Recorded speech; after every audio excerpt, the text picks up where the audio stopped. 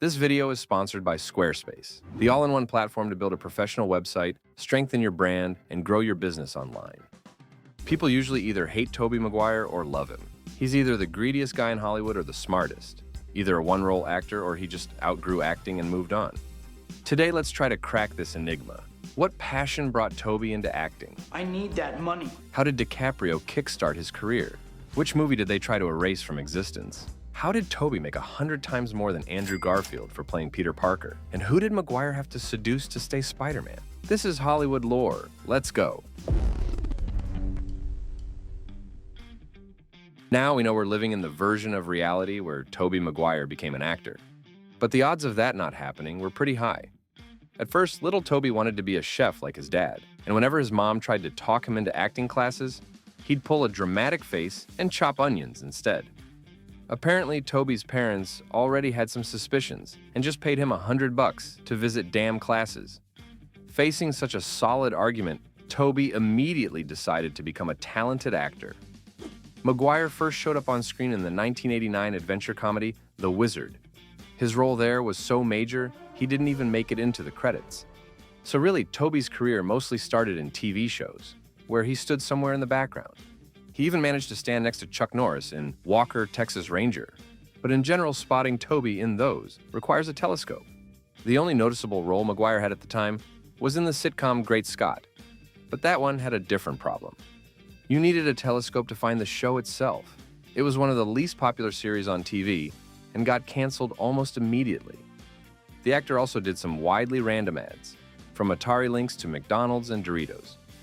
Around that time, Tobey met another young talented actor at the audition, who was also running around TV series and blockbusters like Critters 3. Leo and Tobey were both trying to get the lead role in This Boy's Life with Robert De Niro. When DiCaprio was picked, he didn't flex on his new buddy Maguire. Instead, he asked the director to cast Tobey as well. And just like that, as they say, I think this is the beginning of a beautiful friendship. don't they kind of remind you of a certain other sweet Twix duo? This Boy's Life didn't exactly crush it at the box office, but did pretty well on home video. Plus, critics loved the movie. Leo got a whole basket of nominations as the promising newcomer, and these days some even call it one of his best films.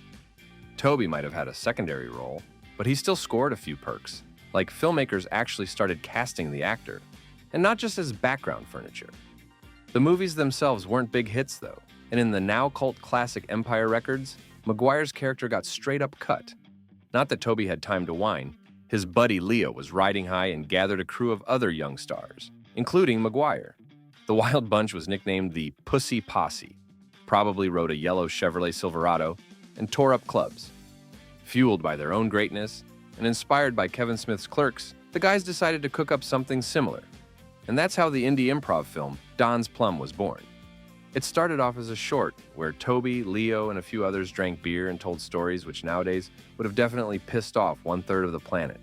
But in the good old days, you could send something like that at a random no-name film fest and walk away with a certificate for creativity, which is probably what Leo and Tobey were going for.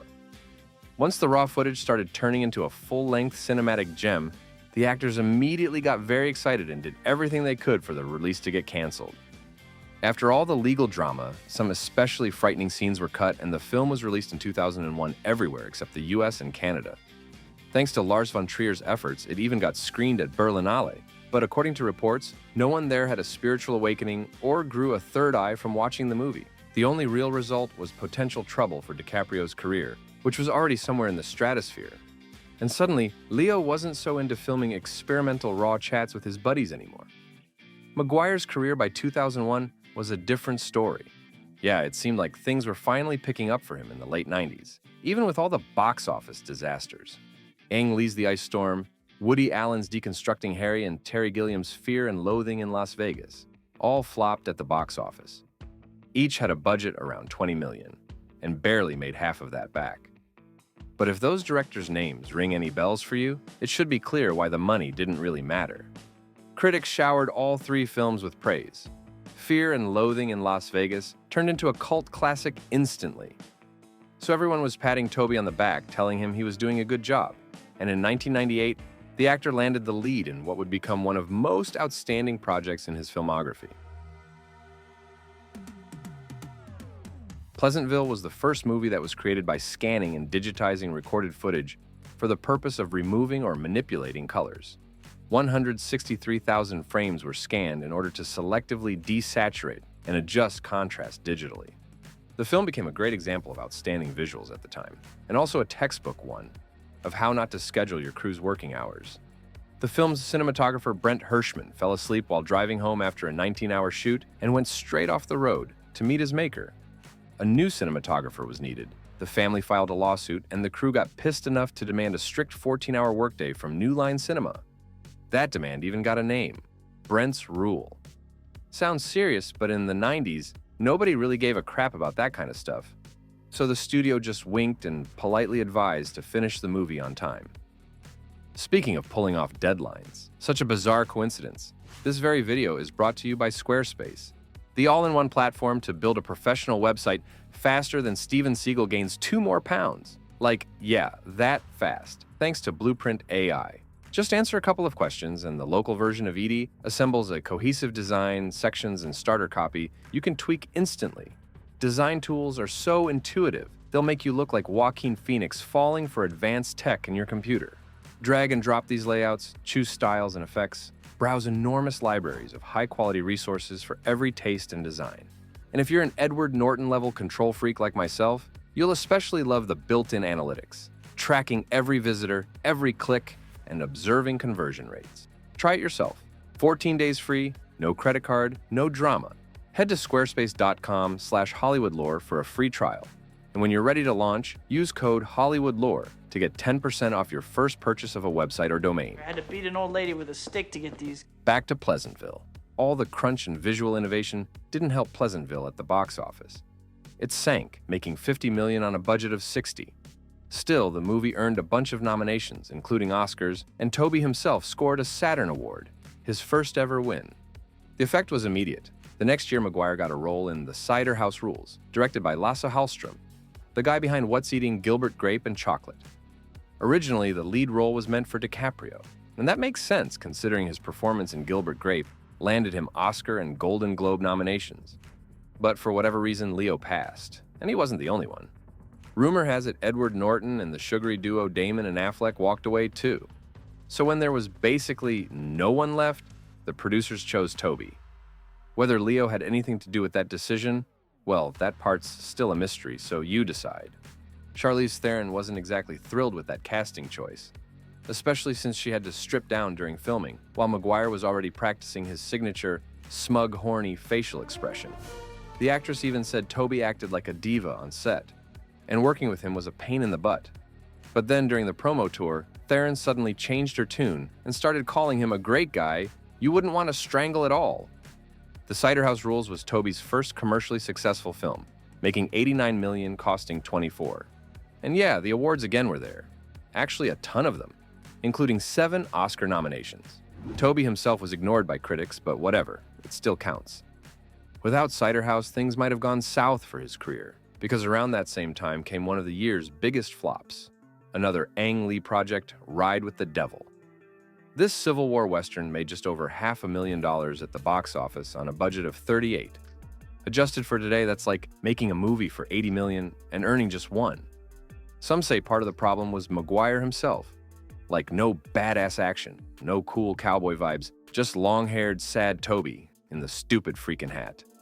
The studio didn't believe in the film either, skipped the marketing campaign, and cut the screen count. 6 years later, Ang Lee would make another cowboy movie, this time about real, strong male friendship, and that one hit the jackpot. Ride with the Devil lacked that cowboy bonding magic, so the movie sank hard. Wonder Boys with Michael Douglas flopped too, making just $33 million on a budget of $55. That's a solid one for a movie like that, and the reason, as you might have guessed, lies in the name mentioned above. Sure, Michael Douglas was generous enough to slash his usual fee, but slashing still meant $10 million. So Tobey's career by 2001 was like that. Just one commercial hit, a bunch of critic-favorite movies where no one really singled him out, and a recent streak of box office flops. And yeah, Cats and Dogs, of course. An animation where Tobey did voice work alongside Alec Baldwin and Susan Sarandon. It made $200 million, costing $60. Pretty nice, but come on. We all know voice work is different, and you can't really count it as a real win. No, it's not like Maguire was facing the real possibility of working in Burger King or anything. In the early 2000s, both he and Kirsten Dunst were offered parts in a horror film that actually started out as a script for an X-Files episode. True fans recognize it as Final Destination, which ended up becoming a standalone movie and made $113 million on a budget of $23. Tobey and Dunst passed and were goddamn right, which kind of sounds weird given how well the film did. But you already know why it's actually true. Spider-Man almost ended up in Cannon Films' hands. The guys who cooked punch fests with Chuck Norris, the Belgian ballet master, and other American ninjas. Back in the late 80s, the studio bought the rights to bring friendly neighborhood hero to the screen. According to rumors, they imagined a mix of The Fly and Darkman, shooting this Frankenstein with leftover money from Bloodsport or whatever. Clearly, the universe wasn't having it, and Cannon Films went under. After that, the rights to Peter Parker got tossed around like a hot potato, until Sony finally caught it and brought in Sam Raimi. He was thrilled to finally adapt a famous comic instead of inventing one from scratch just to film it. More on that in our Liam Neeson video. After the success of X-Men, Hollywood started taking comic book movies more seriously. And for Peter Parker, the studio wanted someone solid. Leonardo DiCaprio, Heath Ledger, or Freddie Prinze Jr. at the very least. But actors were still spooked by comics, probably remembering what happened to Chris O'Donnell's career. So, when the choice reached Wes Bentley, director Sam Raimi stepped in and pitched Tobey Maguire, who had really impressed him in the Cider House Rules. The studio initially resisted, but Tobey showed them something in the audition that made them reconsider. Word is what Tobey showed off was his newly beefed up biceps, which he'd been working on for a role in Training Day. That part eventually went to Ethan Hawke, but as we now know, Tobey didn't exactly lose out. All that muscle came in handy when he started training for Spider-Man with the same guy who later prepped Brad Pitt for Troy. Tobey didn't get quite as epic as Pitt, of course, and definitely not like Henry Cavill later on. Maybe because Cavill had chicken breasts and Tobey was a vegetarian, with, let's say, some protein sourcing issues. What happened next? We know. 2 weeks at #1 in box office, $827 million on a budget of $139, a pile of award nominations including Oscars and iconic Kiss in the Rain. MTV even gave it an award, which is pretty hilarious if you know how it was shot. According to the actors, it was like that. Tobey was hanging upside down, shivering from the cold, with rainwater gurgling in his nose, while Kirsten was trying not to get smacked in the head by his boot. Surely romantic in its own way, just not the kind you expect. Needless to say, all that discomfort paid off big time, especially for Maguire. He got $4 million for the role plus a contract that included a possibility for raises in sequels if the film crushed it. Double the money. Tobey almost sabotaged all that success during the promo tour, by the way. On one of the shows, he casually dropped he'd never read a comic book and, honestly, didn't give a crap. The producers were super thrilled by this level of honesty, and similar confessions mysteriously stopped. A bit annoyed by the mighty producers, Tobey decided to become a mighty producer himself, starting with Spike Lee's 25th Hour. Word is Maguire originally wanted to star there himself, but backed out for some reason. Maybe the reason was Edward Norton, circling the project with fiery eyes. Norton pushed hard for the lead, pouring his entire Red Dragon salary into 25th Hour. Not an easy argument to beat. I need that money. More on that in our Norton video, but let's keep going. Instead of 25th Hour, Tobey jumped into Seabiscuit. Being a producer there, he modestly demanded $12 million for also being a talented lead. Critics loved the film and threw numerous Oscar nominations at it, including Best Picture, though the movie didn't actually win anything.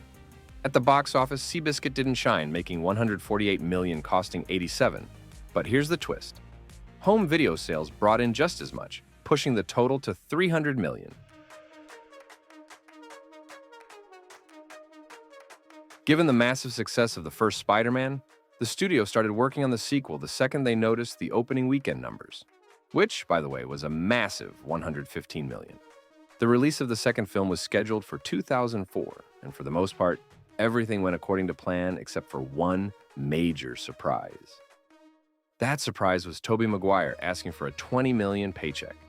The actor's contract for the first film technically allowed a move like that, and getting $12 million for Seabiscuit only fueled the fire. Tobey clearly figured he could just add another $8 million each year to his fee and live on Easy Street. Great news for him, but the studio suddenly wasn't happy hearing about this clever plan. Instead, they quickly Delta to find someone a little more affordable. Yeah, the official reason wasn't filthy evergreen pieces of paper, but Maguire's back problems, which he got while filming Seabiscuit. Anyway, instead of Toby, Jake Gyllenhaal was squeezed into the Spidey suit, and he'd already started doing a bit of wall crawling. Seeing where things were headed, Maguire quickly fell in love with the daughter of Universal's studio head. Rumor has it, the potential father-in-law had a little talk with some very important people and explained that with great talent comes great payment responsibility. That little chit-chat was curative.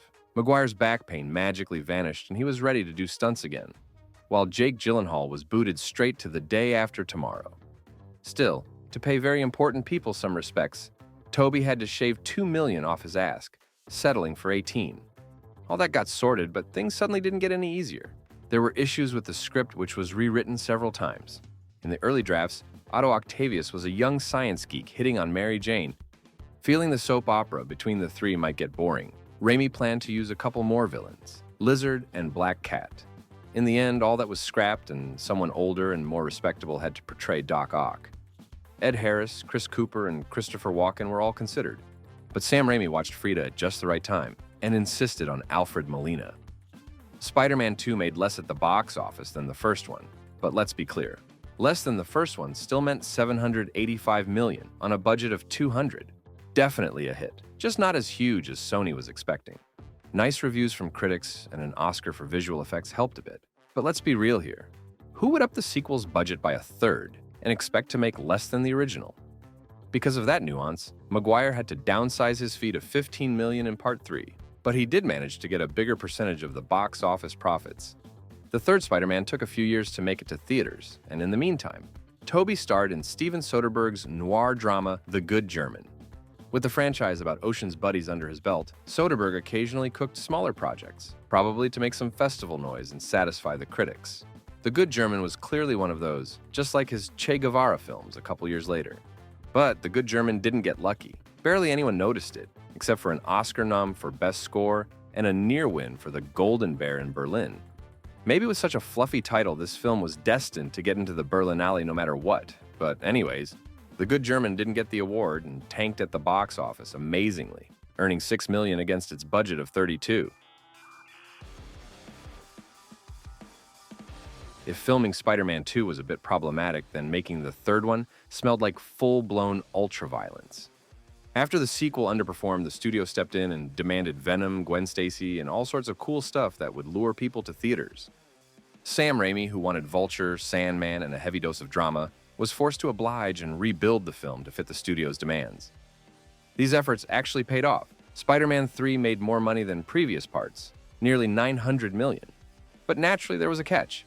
This time, the budget wasn't $130 million or even $200. It was $260, actually. And even that number is considered low by many, especially given the massive marketing campaign. Back then, pretty much anyone looking to grab a bite would run into the friendly neighborhood face at Burger King, Papa John's, 7-Eleven, and every other spot with affordable food. All that parade obviously wasn't free, and odds are it didn't fit into that $260 million. Even though Raimi later called making Spider-Man 3 the worst experience of his career, and Tobey admitted his acting there wasn't exactly top tier, neither of them said no to a fourth film. Raimi wanted to bring in the Vulture, played by John Malkovich, and Black Cat, supposedly Anne Hathaway. Tobey, on the other hand, didn't really want much, just money. Double the money. And rumor has it, he was asking for a shitload of it again.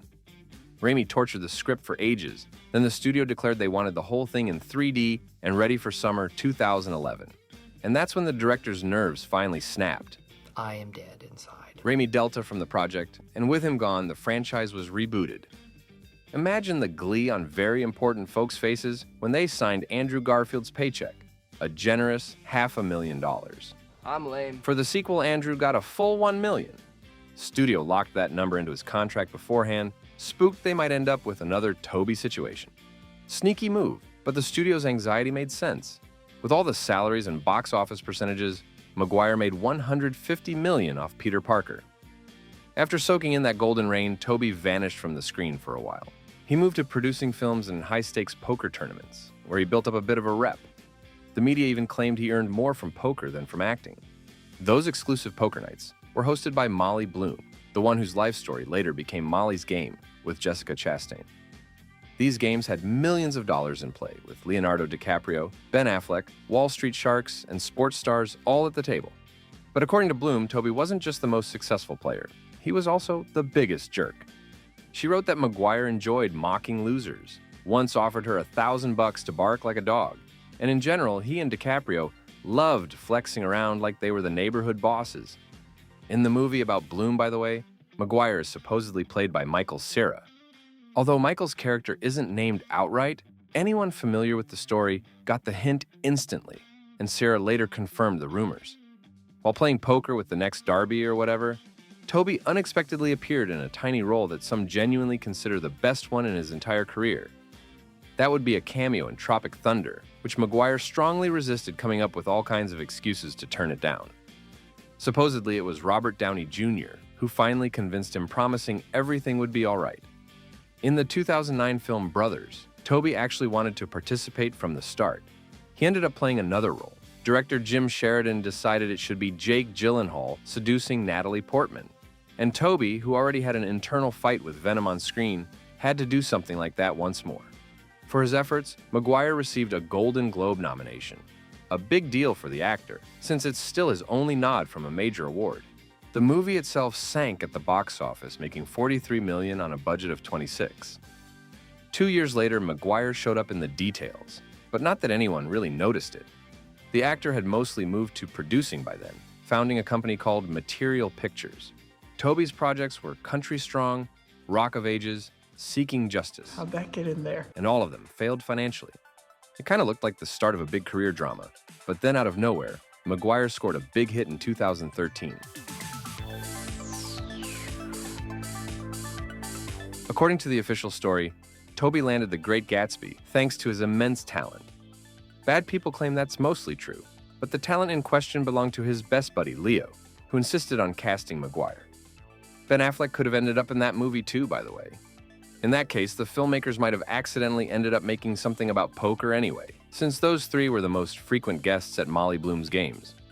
But Affleck didn't make it into the cast, and of course, the movie immediately succeeded at the box office, earning $354 million, costing $105 million.